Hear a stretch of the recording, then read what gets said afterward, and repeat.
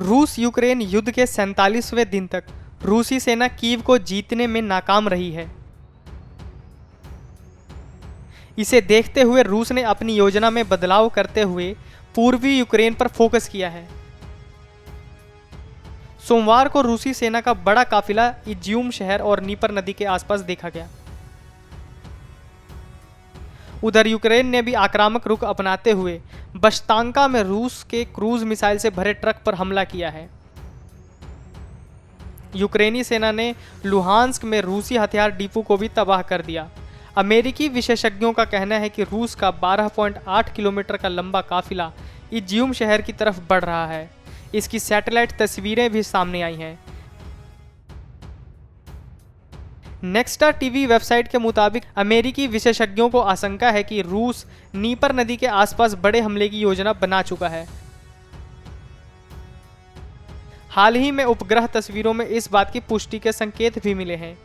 Kharkiv शहर के दक्षिण पूर्व में स्थित इज्यूम शहर में अब तक यूक्रेनी सेना ने रूस का तोस 1A सोलतेस्प्योक जैसी शक्तिशाली तोपों के साथ कड़ी टक्कर दी है, लेकिन अब रूसी सेना के बड़े काफिले के यहां पहुंचने के बाद हालात बदल सकते हैं।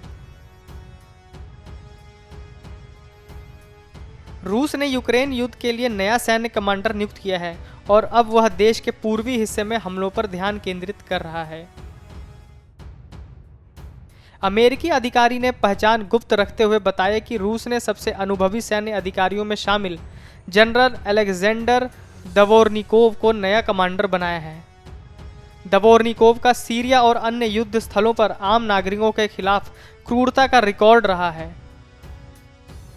यूक्रेनी राष्ट्रपति वोलोदिमीर जेलेंस्की ने कहा कि उनके सैनिक हार नहीं मानेंगे। उन्होंने अमेरिका समेत पश्चिमी देशों से उन्हें और मदद देने का अनुरोध किया।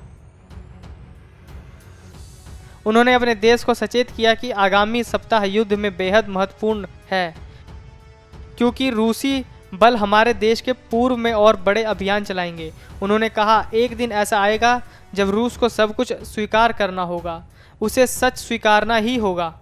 रूस ने कहा है कि उसने किसी अज्ञात यूरोपीय देश द्वारा यूक्रेन को दी गई S-300 anti aircraft missile system को अपनी क्रूज मिसाइलों से नष्ट किया है।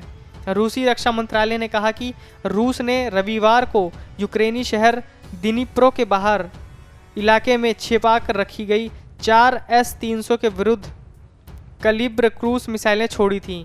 रूस ने दावा किया कि इस हमले में यूक्रेन के 25 सैनिक मारे गए।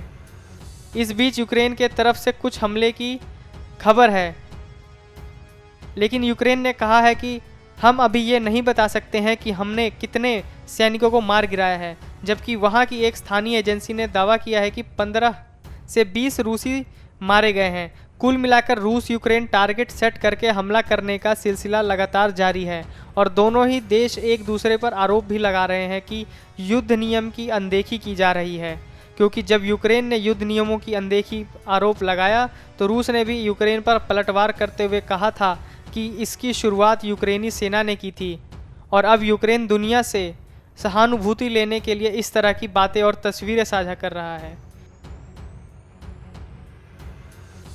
Video desk अमरुजाला.com। डाउनलोड करें अमर उजाला ऐप और पाएं खबरें लगातार।